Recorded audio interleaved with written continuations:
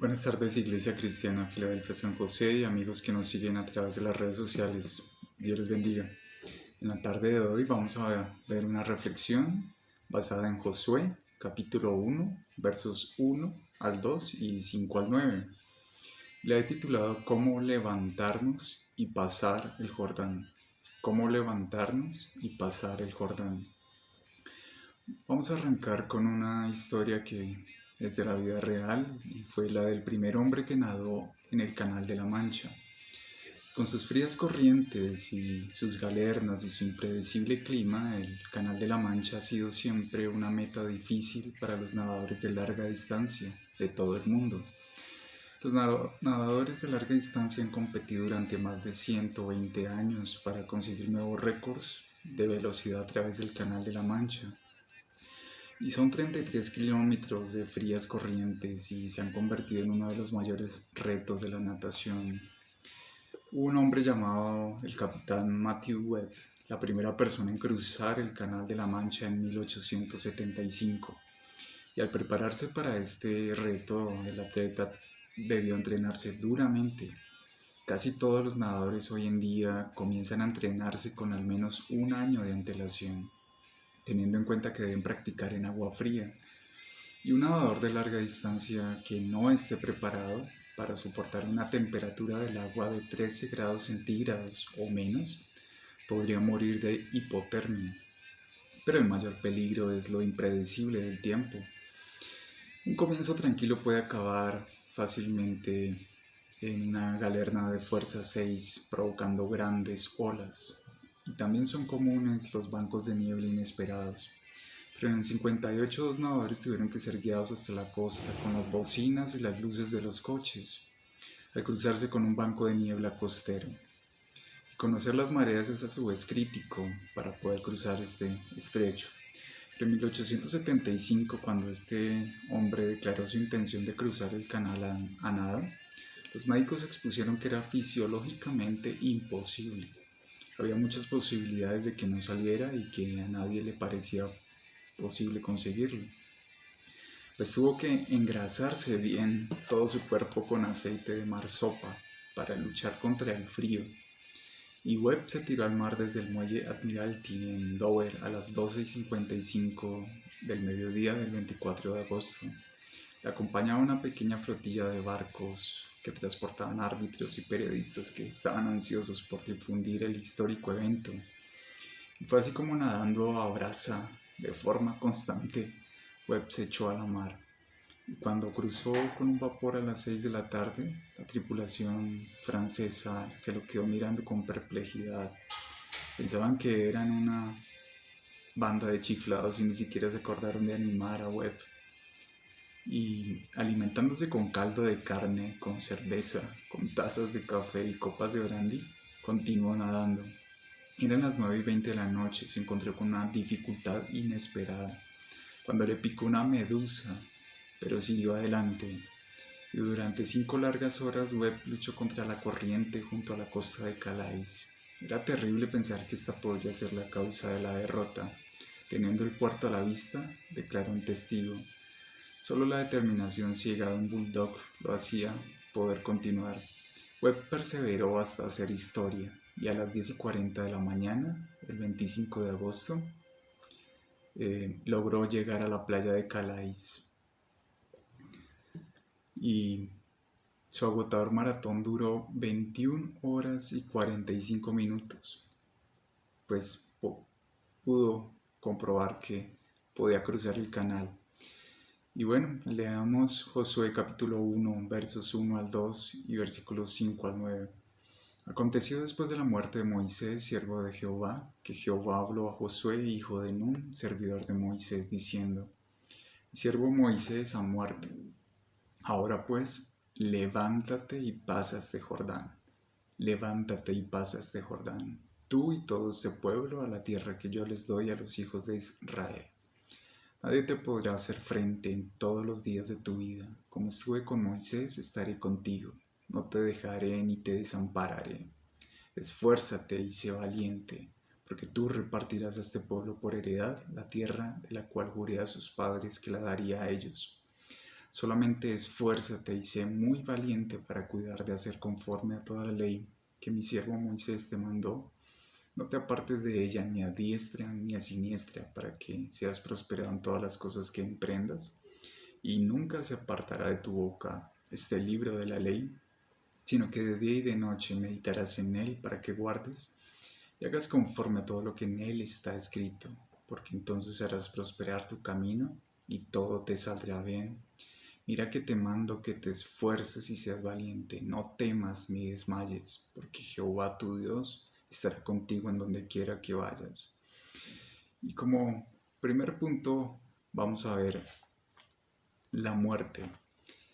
La muerte. A la mayoría de personas pues no les gusta pensar ni hablar de la muerte, pero es una realidad y así como hay tiempo de nacer, también hay tiempo de morir. Y en la Biblia encontré esta palabra 350 veces, más las relacionadas como luto, etc. Y uno de los hombres más sabios que han existido escribió: mejor es la buena fama que el buen ungüento, y mejor el día de la muerte que el día del nacimiento. Eclesiastés 7, verso 1. Y adelante dice: mejor es ir a la casa del luto que a la casa del banquete, porque aquello es el fin de todos los hombres, y el que vive lo pondrá en su corazón. Está en el verso 2 y luego dice: el corazón de los sabios está en la casa del luto, mas el corazón de los insensatos en la casa en que hay alegría, mas el corazón de los insensatos en la casa en que hay alegría.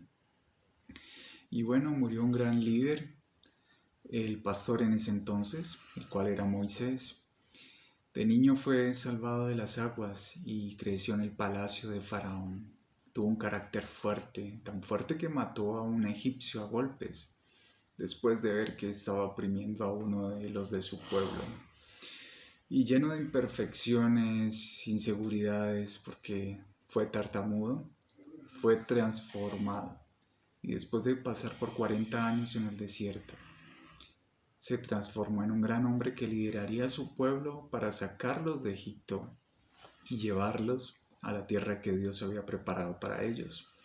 ¿Y tú has sufrido la muerte de un ser querido? Tal vez un familiar, un amigo, una amiga o tu líder espiritual. Pues yo también he vivido esto y la verdad no es fácil, pero debemos aceptar la voluntad de Dios. Dios sabe por qué lo permitió y Él es soberano. Debemos rendirnos a Él y no preguntarle por qué, sino para qué. Y pues la obra de Dios continúa. No se va a truncar por la muerte de una persona. La palabra dice: los cielos y la tierra pasarán, mas su palabra no pasará. Y así ha sucedido en toda la historia, y así sucedió con Moisés, y Dios llamó a un nuevo líder. Ese nuevo líder fue Josué. ¿Y por qué llamó a este hombre, a Josué? Vamos a ver que Josué había atendido a Moisés y pues él había sido llamado a ser honrado. Había sido usado por mucho tiempo para esa empresa, para la obra. Y nuestro Señor Jesús asumió la forma de siervo también. Otro hombre fue José, que estuvo entrenado para obedecer órdenes. Y los más aptos para gobernar son los que han aprendido a obedecer. Y este cambio de situación de los hombres útiles debe estimular a los sobrevivientes para ser más diligentes en hacer el bien. Levántense, es decir, prepárense y vayan a cruzar el Jordán. Y Jordán viene de una raíz semita llamada Yardén, que significa el que desciende. La corriente de agua más importante de Palestina era este río Jordán, y desde una región Banías hasta el Mar Muerto, el Jordán mide más de 167 kilómetros. Y si se tiene en cuenta esta longitud, pues con los lagos de Ledán y Ulet se descartan los meandros.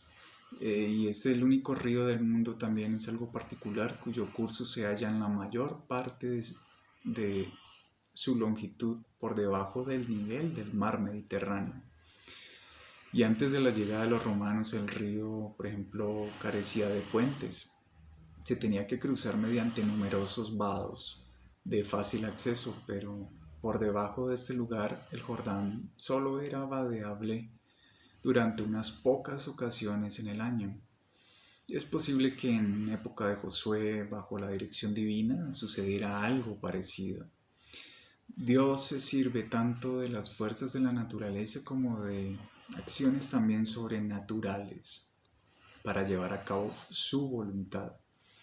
Y fue el escenario de grandes hechos históricos el Jordán, porque David también lo cruzó huyendo de Absalón y volviendo para recobrar el reino. Eso lo vemos en 2 Samuel capítulo 17 versos 22 al 24 y 19, 15 al 18. Luego, yendo a ser arrebatado por un carro de fuego, Elías lo cruzó con Eliseo de forma milagrosa. Eso lo vemos en 2 Reyes capítulo 2 versos 8 al 9 y verso 14. Y allí también logró Naamán su sanidad de la lepra. Esto lo vemos en 2 Reyes capítulo 5 verso 13. También en este lugar Juan el Bautista ejercía allí su ministerio del bautismo. Y allí fue bautizado nuestro Señor Jesucristo. Eso lo vemos en Mateo capítulo 3, versos 6 y versos 13 al 17. Pues los pueblos de la zona no estaban en ese momento anegados, inundados. Y Josué no tenía puentes, no tenía tampoco botes o cualquier cosa similar, pero él debía creer que Dios abriría un camino al haber mandado que el pueblo pasara al otro lado. Y tal vez a ti te ha sucedido lo mismo. Tu entorno está anegado, inundado. En esta época de pandemia hay muertes, hay enfermedad, hay crisis económica, crisis familiar. ¿Y tú estás preparado, preparada? Pues para que Dios te llame y te use. ¿O has servido también como Josué? ¿Has obedecido? Entonces, levantémonos, preparémonos y vayamos a cruzar el Jordán. Dios promete también asistir a Josué. Esto lo vemos en el libro de Josué, capítulo 1, versos 5 al 9. Josué va a hacer que la ley de Dios sea su gobierno y se le manda a meditar en ella día y noche para que pueda comprenderla. Pues cualesquiera que sean los asuntos del mundo que tengamos en mente, no debemos desechar la única cosa necesaria. ¿Y cuál es esa cosa necesaria? Pues es las órdenes de nuestro Señor, obedecerla, pensar en su palabra. Todas las órdenes de Josué al pueblo y sus juicios debían estar conforme también a la ley de Dios. Y él mismo debía haberse sometido a los mandamientos. La dignidad o el dominio de cualquier hombre no lo coloca nunca por encima de la ley de Dios, y él tiene que alentarse a sí mismo, tiene que también confiar en la promesa, en la presencia de Dios, pues que a veces sentir sus propias enfermedades no lo desanimen, porque Dios es suficiente en todo, en todo. Y el Señor te dice a ti, creyente: yo te he enviado, te he llamado, te he comisionado para pasar ese Jordán, y ten la seguridad que te sostendré en toda situación y te sacaré de toda situación también.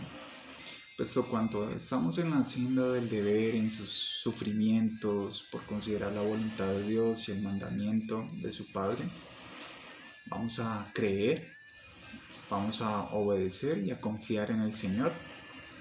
Pues Él nos dice: aquel día, cuando llegó la noche, les dijo: pasemos al otro lado, dijo nuestro Señor Jesucristo en Marcos capítulo 4, versos 35 al 41.